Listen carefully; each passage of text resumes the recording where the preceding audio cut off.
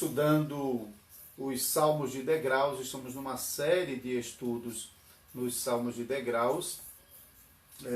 Nós já tratamos o Salmo 120, 121, 122, 123, 124 e hoje nós trataremos o Salmo 125, além do programa introdutório que abordou de maneira mais geral os Salmos de Degraus e o uso dos Salmos de Degraus no meio do povo de Deus. Então hoje nós vamos abordar um pouco mais de perto o Salmo 125. Eu convido a você que está acompanhando o nosso programa, se você está com sua Bíblia na mão, eu tive que desligar o ventilador por causa do barulho do ventilador. Aqui eu estou gerando a live a partir do meu escritório, aqui em Caruaru. Então vamos à leitura do Salmo 125. Você que está acompanhando aí, os que confiam no Senhor são como o monte Sião que não se abala, firme para sempre. Como em redor de Jerusalém estão os montes, assim o Senhor em redor do seu povo, desde agora e para sempre. O cetro dos ímpios não permanecerá sobre a sorte dos justos, para que o justo não lance mão à iniquidade. Só um minutinho aqui, viu?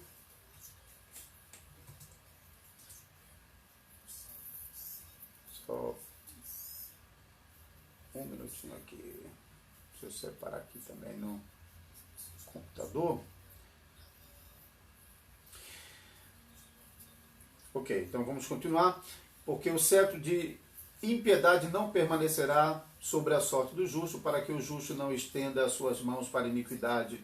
Faze bem, ó Senhor, aos bons e retos de coração, quanto àqueles que se desviam para os caminhos, se desviam para os seus caminhos tortuosos, levá-los o Senhor com os que praticam a maldade. Paz sobre Israel. Algumas informações eu vou repetir aqui, talvez aqueles que já estão acompanhando o nosso programa já de algum tempo, talvez já saiba disso e até achem repetitivo, mas como tem muita gente que está acessando a live pela primeira vez. Então, desde o primeiro programa eu estou informando que nós temos alguns títulos em cima do Salmo, Salmo 125, você pode notar, se você está com sua Bíblia na edição revista atualizada, que é a mesma que eu estou fazendo uso aqui, ele tem um título em negrito, que está escrito Fé Inabalável. Isso não faz parte do texto original, é uma sugestão dos editores, mas logo abaixo tem um título em itálico, na edição revista e atualizada está Cântico de Romagem. Esse título sim faz parte do texto original e portanto deve ser preservado também na nossa leitura. Então devemos evitar começar a leitura dos Salmos diretamente no início do versículo 1 do Salmo, mas incluindo também o título, porque faz parte do texto original. Então por isso começamos a leitura com o título do Salmo, Cântico de Romagem. Isso é o caso de todos os Salmos, tá? Todos os Salmos, o título que está em itálico faz parte do texto original, portanto é bom que você mantenha na sua leitura. Esse salmo, então, o Salmo 125, ele é parte de um grupo de salmos chamado Salmo de Degraus, ou Cântico de Romagem, ou Cântico de Peregrino, dependendo, Cântico de Subida, dependendo da edição que você tem em suas mãos. O grupo de salmos que os judeus usualmente cantavam nas grandes festividades de Israel, quando eles tinham que deixar as suas cidades e caminhar para Jerusalém, lembrando que Jerusalém estava na região montanhosa de Judá, e os israelitas estavam deixando as suas casas de todos os lugares e caminhando para Judá e subindo as ladeiras de Jerusalém. A própria expressão cântico de romagem é literalmente cântico de subida. Ramahalot é a expressão hebraica que se refere a subida, por isso que às vezes é traduzido como degraus, cânticos de degraus. Ele começa então falando Os que confiam no Senhor são como o monte Sião, que não se abala, mas firme para sempre. Talvez você conhece aquela música de Marcos Góes, baseado no Salmo 125, a gente vai tocar daqui a pouquinho também no intervalo aqui lá na rádio. E na música ele diz: os que confiam no Senhor são como os montes de Sião, que não se abalam, mas permanecem para sempre. Mas você pode notar na sua tradução que esse versículo está no singular. Os que confiam no Senhor são como o monte Sião. No segundo versículo, então, fala sobre os montes em redor de Jerusalém. Talvez isso levou o autor da música a generalizar e também colocar no plural já no primeiro versículo. Mas é chamativo o fato de que esse primeiro versículo está no singular, porque o monte Sião é o monte onde estava construído o templo de Jerusalém, onde foi construído o templo de Jerusalém. Então, esse monte às vezes é chamado de o Monte Santo, ou o Monte do Templo, o Monte Sião, é o monte onde o monte de Judá, onde a cidade de Jerusalém estava edificada e, portanto, onde o templo também estava construído. Então, o salmista, ele já no começo identifica que o Salmo 125 é um salmo de confiança, né? Então, ele vai dar algumas indicações no decorrer desse salmo, mas é importante também perceber que o contexto desse salmo, porque o salmista começa declarando essa confiança no Senhor. Ele está fazendo isso porque ele próprio está experimentando uma situação de opressão de um governo tirano, ímpio, um dominador perverso, que é identificado um pouco mais adiante no versículo 3. Eu vou explicar um pouco mais sobre isso. Então, os que confiam no Senhor são firmes como firme está o Monte Sião. Então, o Monte Sião esteve lá durante milênios, séculos, e sobre o monte edificado uma cidade, antes mesmo dos israelitas habitarem essa região. Jerusalém já era terra dos jebuseus e mais antigamente era governada por Melquisedeque, rei de Salém, antiga referência a Jerusalém. Então, esse monte sempre esteve lá, sofreu abalos sísmicos, sofreu com terremotos e chuvas, vendavais, mas continuava lá. Esse monte era realmente símbolo de uma firmeza, símbolo de uma preservação, e ele é usado então como referência daqueles que confiam no Senhor, aqueles que de fato têm a sua confiança inabalável no Senhor. Eles são como o Monte Sião, eles não se abalam, eles permanecem, apesar dos intempéries, apesar dos ataques, apesar dos sofrimentos, das dificuldades, apesar da opressão, ele continua lá. Assim é aqueles que confiam no Senhor. A segunda imagem que descreve essa segurança do povo de Deus está no versículo 2. Como em redor de Jerusalém estão os montes, assim o Senhor em derredor do seu povo desde agora e para sempre. Então, uma outra imagem que o salmista descreve aqui é aquela imagem dos montes em volta de Jerusalém, que formavam um cinturão natural em torno de Jerusalém. Jerusalém, de fato, era uma cidade estratégica, era uma cidade fortificada muito antes dos israelitas ocuparem. Na época de Josué, eles não conseguiram controlar Jerusalém, apesar de estar no meio de Canaã, no meio de Judá. Somente no tempo de Davi é que realmente Jerusalém foi dominada e então tornou-se a cidade do grande rei. Então Davi ofereceu recompensa para aqueles que conseguissem entrar em Jerusalém, e alguns soldados conseguiram entrar pelos dutos e assim minaram a resistência interna e conseguiram adentrar a fortaleza de Sião. Mas então, ela construída sobre o monte e em volta de Jerusalém uma cadeia de outras montanhas que funcionavam como uma proteção natural, como um cinturão natural que causava grandes dificuldades para exércitos inimigos que tentavam invadir a cidade de Jerusalém. Então, de fato, isso garantia uma certa proteção, uma certa força para os habitantes de Jerusalém. E também para o povo de Deus, olhando para aquele cinturão montanhoso em volta de Jerusalém, era como a providência de Deus em volta da cidade santa. Porém, apesar do salmista usar essa imagem, usar essa figura dos montes em torno de Jerusalém como um tipo de proteção natural, apesar disso, ele sabe que a confiança do povo de Deus não está nas montanhas, não está nesse cinturão natural.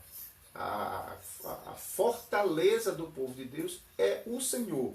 Então, da mesma maneira que ele menciona no verso 1 o Monte Sião para se referir apenas à segurança do crente, não por falar que a segurança do crente está no Monte Sião, mas em Deus, mas ele usa como referência também agora, ele não está dizendo que a fortaleza em torno do povo de Deus seja essa cadeia de montanhas, mas ela serve apenas como a ilustração que aponta para o Senhor que está em volta do seu povo, e não por um momento apenas, mas para sempre. Versículo 2.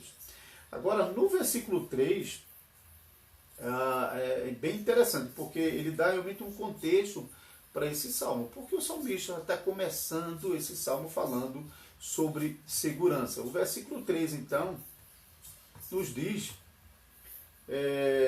o cetro do ímpio não permanecerá sobre a sorte do justo. Então, naquele momento da história de Israel, a nação estava sendo governada por um dominador ímpio. Então, o Salmo ele não informa em que momento da história de Israel esse Salmo está descrevendo. Então, houve momentos em que Israel esteve sob dominação estrangeira, de reis ímpios estrangeiros, por exemplo, na época do cativeiro babilônico. Mas também houve momentos em que a nação esteve sendo dominada por reis israelitas, mas que foram igualmente perversos. Então, considerando outros salmos aqui, não é descartada a hipótese que esse ímpio seja do próprio povo de Deus, mas que está agindo com impiedade sobre os demais membros da aliança. Mas veja o contraste aqui. Enquanto que os versículos 1 e 2 falando sobre a segurança daqueles que confiam em Deus e falando sobre Deus em redor do seu povo como uma fortaleza para proteger, para dar segurança, ele fala no contexto de uma proteção eterna, de um rei que está eternamente em volta do seu povo. Mas agora no versículo 3, apesar dos ímpios desse ímpio estar governando, o seu governo não permanecerá sobre a sorte dos justos. Ainda que esse ímpio esteja no governo, ele não vai prevalecer sobre a sorte do justo. Então, o justo que está debaixo da opressão desse ímpio, desse governo tirano, pode ter a certeza de que eles, os que confiam no Senhor, permanecerão para sempre. Mas aqueles que governam impiamente não prevalecerão sobre a sorte dos justos. O versículo 4, a continuação desse versículo 3, nos indica a razão, porque eles não podem demorar muito tempo governando sobre os justos. A continuação do versículo 3 diz: para que o justo não estenda suas mãos à iniquidade. Isso é interessante, porque o próprio Senhor Jesus, em Mateus 24, falando sobre a tribulação, ele fala que a tribulação daqueles dias seriam abreviados por causa dos eleitos, para a preservação dos eleitos.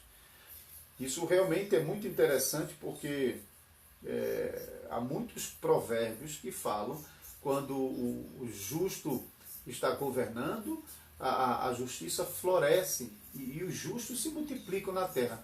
Quando, porém, um ímpio está dominando, quando o ímpio está controlando, o que acontece é que os justos se escondem, eles diminuem, eles aparecem. Não é que eles não existem mais. Pense sobre Elias, quando ele foge de Jezabel, e ele ora ao Senhor, dizendo: Senhor, mataram todos os teus profetas, só eu fiquei. E Deus responde a Elias que não, que haviam 7.000 que não tinham se dobrado diante de Baal. Então, os justos, Deus vê, Deus conhece, mas muitas vezes eles não são mais visíveis, porque no ambiente de tirania, de injustiça, de governo ímpio, que oprime, que persegue, que dizima a igreja e os santos e os justos, então os justos tendem a se esconder. E se esse governo, então, ele dura por um período muito longo, o que nós vamos ver é o risco realmente de que os justos desapareçam. Então, para a preservação dos justos, Deus não permite que o governo dos ímpios sobre o seu povo, sobre a sua igreja, perdure por muito mais tempo. Então, isso a gente vê no contexto do final do versículo 3. Então, os versículos 4 e 5 tem agora um contraste no desenvolvimento desse ambiente. No contexto do Salmo, então, o povo de Deus estava sofrendo por causa da tirania do homem da impiedade, do iníquo. Porém, no desenvolvimento do Salmo, levanta a esperança do povo de Deus.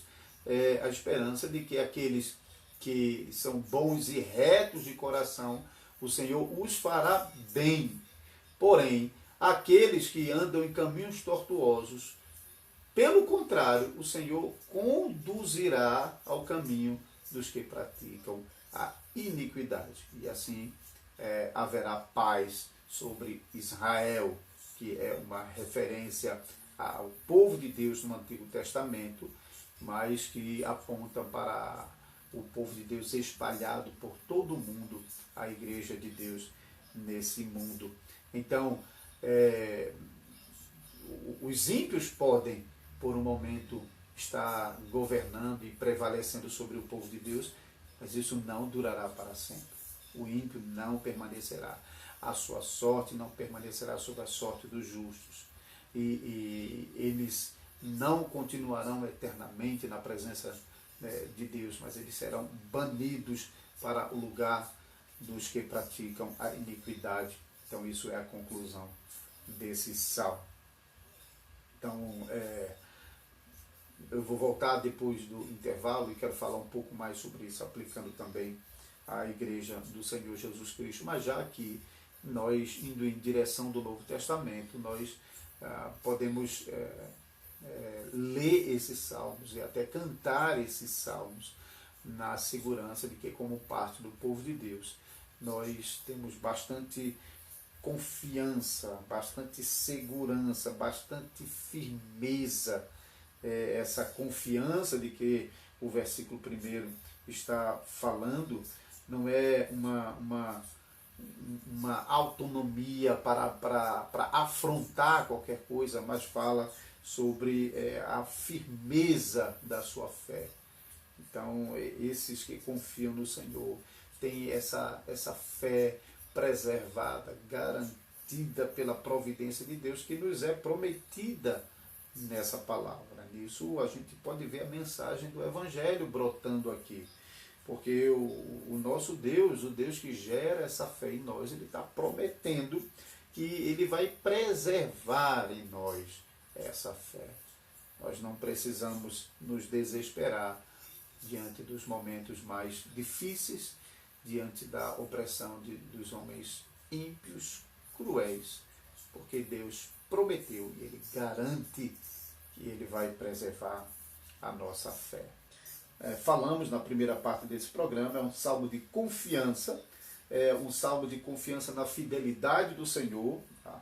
Logo no versículo 1, você pode identificar na sua Bíblia a palavra Senhor com letras maiúsculas, que serve para identificar que por trás dessa palavra está aquele nome especial de Deus, Yahvé, né? E esse Deus, ele é um Deus presente, e essa proteção ao povo de Deus não é por um momento apenas, mas é uma proteção permanente. O salmista invoca isso em contraste com o governo dos ímpios que oprimem os santos, mas deixando claro que a sorte dos ímpios não permanecerá sobre a sorte dos justos, porque Deus preserva para que os justos não caiam nas suas tentações. E como resultado dessa preservação de Deus, os justos, o Senhor fará bem aos justos, mas o Senhor punirá os ímpios, conduzindo-os para o destino final de todos aqueles que vivem em caminhos de rebeldia. Então, para nós, como Igreja de Jesus Cristo, que sabemos que o Senhor, nosso Deus, em Jesus Cristo, ele se tornou a nossa fortaleza, o nosso abrigo. Nós, de fato, estamos unidos a Cristo pela fé, como parte do seu corpo, e em Cristo nós temos a segurança de que a nossa salvação, a nossa alma está bem guardada, né? Está bem protegida nele.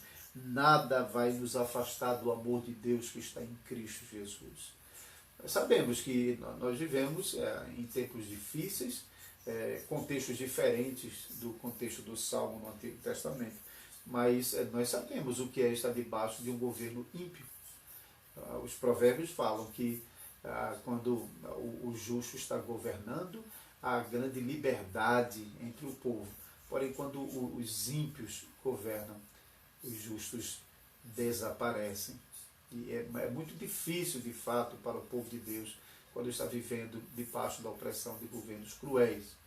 Nós temos notícia de muitos países que são hostis aos cristãos, seja qual for a linha denominacional, o ramo do cristianismo. Falou sobre o nome Cristo há muitos países que são realmente hostis, não suportam conviver com aqueles que confessam a fé cristã. No Brasil, nós temos perseguição de outra maneira. Nós ainda não fomos privados de nossas reuniões culticas, nós não fomos privados de falar ainda sobre o Evangelho de Jesus Cristo, mas os ataques estão vindo, muitas vezes sorrateiramente, por meio de introduzir na igreja as perversidades do homem da iniquidade. E muitas vezes a perseguição se dá pela restrição da igreja em realizar as suas atividades. E quanto mais perverso for o homem que estiver no governo, mais a igreja vai sentir, mais ela vai sofrer. E quando nós temos no poder, mesmo que não seja um homem justo, que está comprometido em realizar o seu trabalho de fato, pautado no ensino da palavra de Deus, mas se pelo menos esse homem procurar agir com justiça, quanto mais ele se esforçar para agir com justiça, mais a população em geral e a igreja que está no meio dela também sentirá os benefícios da justiça praticada por esse homem que está no governo. E assim devemos orar para que Deus continue nos preservando o direito de realmente servir ao Senhor livremente. E por causa disso também nós temos que levantar as nossas mãos e dobrar os nossos joelhos ao Senhor em oração, para que o Senhor tenha misericórdia de nós, para que o Senhor não deixe que os ímpios governem com opressão por um tempo muito demorado, porque isso é duro para a igreja do Senhor Jesus Cristo. Vamos apelar para a fidelidade de Deus, para a misericórdia de Deus, para que Deus seja a nossa fortaleza, para que, como os montes de Sião estavam em redor de Jerusalém, assim também o Senhor possa em volta do seu povo, proteger a sua igreja.